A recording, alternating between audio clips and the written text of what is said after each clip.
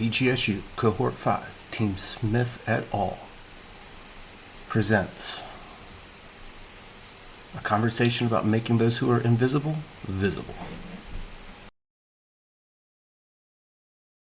Hello everyone, my name is Allison. And I am Sandra. And I am Brian. Welcome, everyone. Today, we're diving into an important and insightful article written in 2019 by Alexis Smith, Marla Watkins, and Pamela Carlton.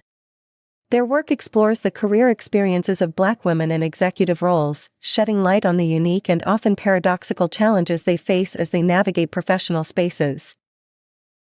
In our presentation, we'll first discuss the article's key findings on intersectional invisibility and how it affects the careers of Black women leaders. Smith, Watkins, and Carlton illuminate the ways in which these executives are both hypervisible and frequently marginalized, balancing visibility as trailblazers with the experience of often being overlooked or excluded in their roles. Following our discussion of the article's insights, we'll share some of the qualities and themes we identified as particularly impactful while digesting this work. By exploring these qualities, we aim to gain a deeper understanding of the resilience, adaptability, and leadership approaches these women bring to their executive roles. We thought a good starting point would be to clarify what we mean by intersectionality. Rather than defining it ourselves, we'll turn to the words of Kimberly Crenshaw, a distinguished lawyer and scholar with degrees from Cornell and Harvard. In 1989, Crenshaw coined the term intersectionality in her groundbreaking essay, Demarginalizing the Intersection of Race and Sex, a Black feminist critique of anti-discrimination doctrine, feminist theory, and anti-racist politics. This concept, which Crenshaw introduced, provides essential context for understanding the unique, overlapping challenges faced by Black women in executive roles. Let's listen to her perspective. Many years ago, I began to use the term intersectionality to deal with the fact that many of our social justice problems like racism and sexism are often overlapping, creating multiple levels of social injustice. Now, the experience that gave rise to intersectionality was my chance encounter with a woman named Emma de Graffenried. I actually read about Emma's story from the pages of a legal opinion written by a judge who had dismissed Emma's claim of race and gender discrimination against a local car manufacturing plant. She applied for a job and she was not hired, and she believed that she was not hired because she was a Black woman. And the argument for dismissing the suit was that the employer did hire African Americans and the employer hired women. The real problem, though, that the judge was not willing to acknowledge was what Emma was actually trying to say. That the African Americans that were hired, usually for industrial jobs, maintenance jobs, were all men. And the women that were hired, usually for secretarial or front office work, were all white. Only if the court was able to see how these policies came together would he be able to see the double discrimination that Emma de Graffenried was facing. But the court refused to allow Emma to put two causes of action together to tell her story because he believed that by allowing her to do that, she would be able to have preferential treatment. She'd have an advantage by being able to have two swings at the bat when African American men and white women only had one swing at the bat. But, of course, neither African American men or white women needed to combine a race and gender discrimination claim to tell the story of the discrimination they were experiencing. Why wasn't the real unfairness law's refusal to protect African American women simply because their experiences weren't exactly the same as white women and African American men? Rather than broadening the frame to include African American women, the court simply tossed their case completely out of court. roads to the intersection would be the way that the workforce was structured by race and by gender. And then the traffic in those roads would be the hiring policies and the other practices that ran through those roads. Now, because Emma was both Black and female, she was positioned precisely where those roads overlapped, experiencing the simultaneous impact of the company's gender and race traffic.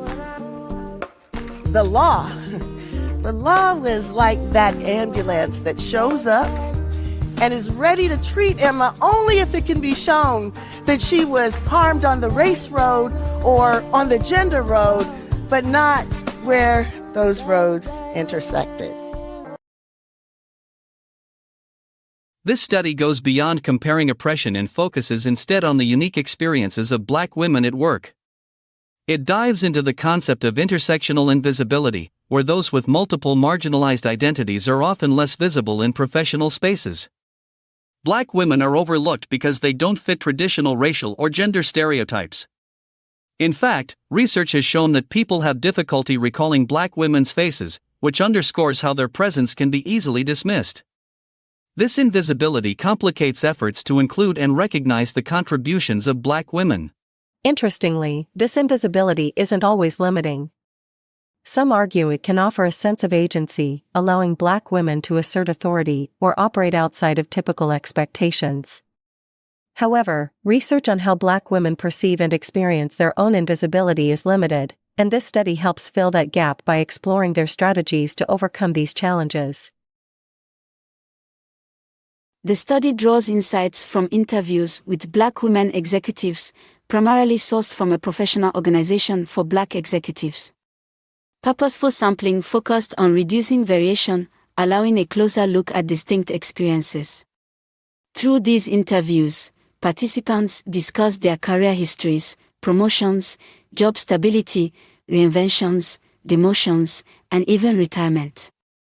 The data, totaling about 3,300 pages of transcripts, underwent thematic coding. Researchers examined how Black women manage intersectional invisibility, refining their coding approach through discussion and using cross-case analysis to track career trajectories and job changes over time. One important concept is the outsider within status, which describes how Black women in executive roles often feel both part of and separate from their organizations. They face obstacles rooted in race and gender stereotypes, leading to a continuous need to prove themselves. Mentorship also emerged as a critical factor, especially mentors from non-traditional sources, like white men, who offered guidance and support. Black women often found themselves drawing on personal sources of resilience and self-assurance, with family support reinforcing their confidence and sense of self-worth. The study distinguishes two types of intersectional invisibility, benign and hostile. Benign invisibility allows Black women the freedom to be authentic, while hostile invisibility compounds disadvantages, requiring them to reduce threats.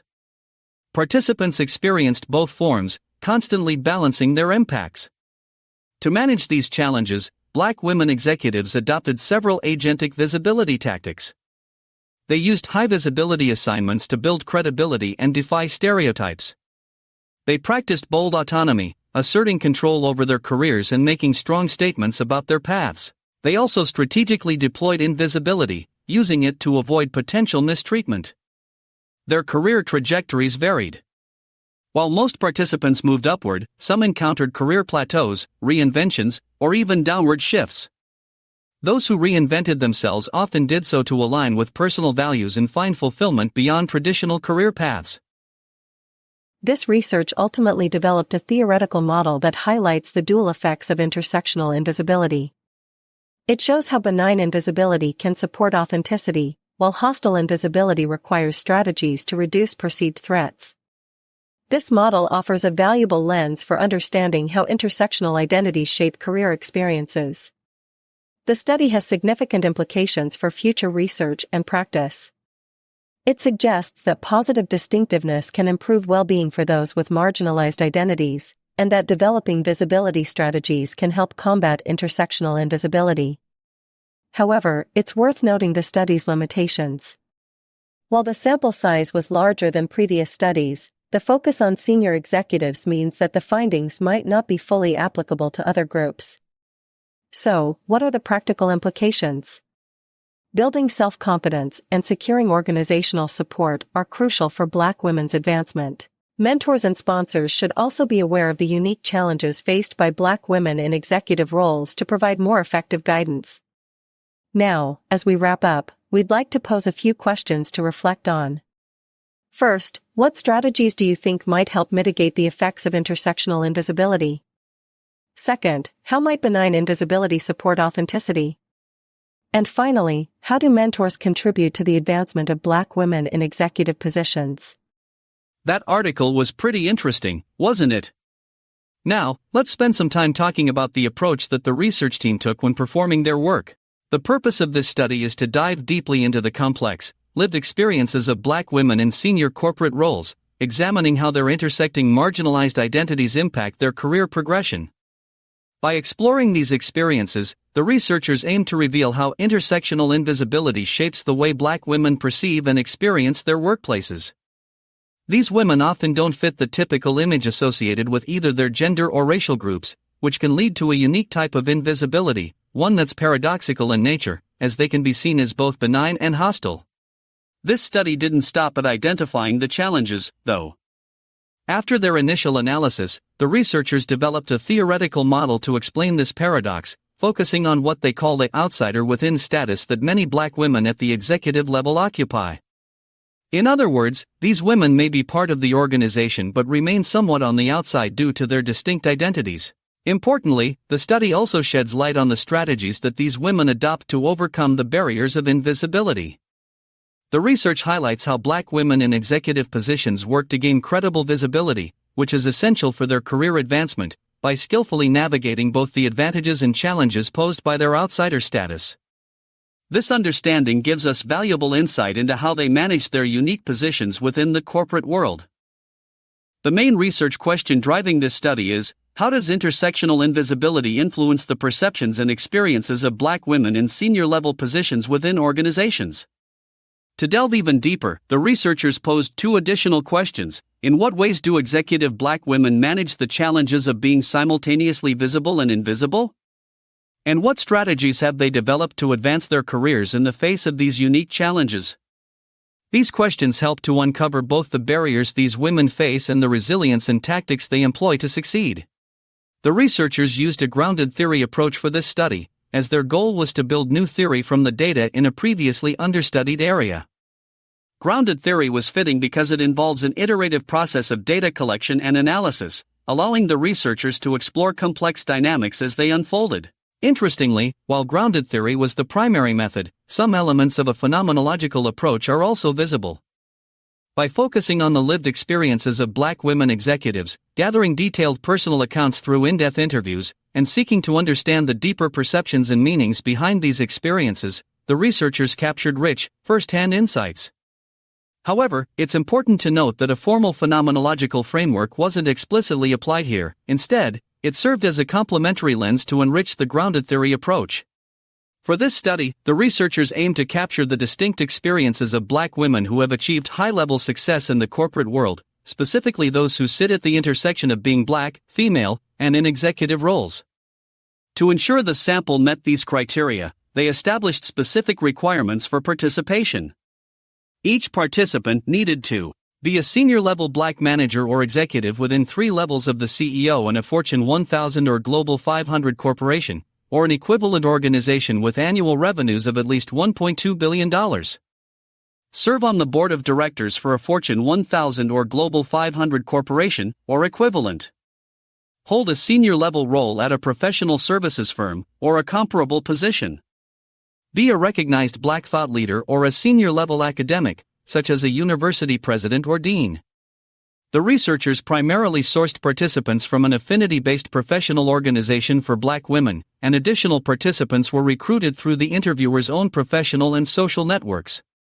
This approach resulted in a sample of 73 Black women executives for the first wave of interviews, with 59 of these women participating in a second wave of interviews. I am now going to turn it over to Sandra to speak about some additional aspects of the research performed. Take it away, Sandra. Thank you, Brian. The data for this study were collected using a longitudinal qualitative approach designed to capture the evolving experiences of Black women in executive roles over an extended period. Researchers conducted 2 waves of semi-structured, in-depth interviews over 7 years, first in 2007 and then in 2014, involving a total of 59 Black women executives. This approach offered a valuable, time-sensitive perspective on their professional journeys. To ensure meaningful insights, researchers used purposeful sampling, selecting participants who held senior-level positions. This allowed for an in-depth exploration of career narratives among a group whose perspectives are often underrepresented in executive research. Using open-ended questions, participants shared their reflections on career trajectories, challenges, and the strategies they employed to navigate their intersecting identities. This method provided rich, nuanced accounts of their experiences, shedding light on both the struggles and resilience of Black women in corporate leadership. For the analysis, researchers used the grounded theory methodology, which emphasizes building theory directly from the data. This involved an inductive, iterative coding process designed to identify emerging themes and theoretical constructs that capture the unique experiences of Black women executives. To ensure accuracy and depth, multiple coders engaged in both open and axial coding. Open coding helped isolate initial concepts, while axial coding refined these into more precise themes, enhancing reliability through an intercoder agreement. By achieving robust theme saturation, the team ensured that key insights were both comprehensive and representative.